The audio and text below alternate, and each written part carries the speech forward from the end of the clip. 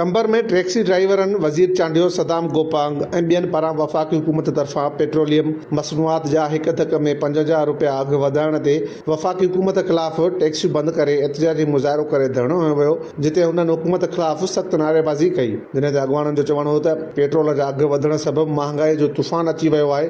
रोज़मर्रा जे इस्तेमाल वारी शयुनि, अटो, दाल, चांवर, गीहु, भाॼियुनि समेत खाइण पीअण वारी शयुनि जा अघु आसमान ते पहुची विया आहिनि। किराया वधण सबबि को बि पैसेंजर गाॾी ते चढ़ण लाइ तयारु न आहे। सुबुह जो सवेर स्टॉप ते अचूं था, वरी शाम जो घर खाली हथे वापसि मोटी वञूं था। ॿचड़नि खे ॿ वेला मानी बि नथा कराए सघूं। टैक्सी ड्राइवरनि हुकूमत खां मुतालबो कयो त फौरी तौर पेट्रोल जी क़ीमतनि में घटिताई कई वञे।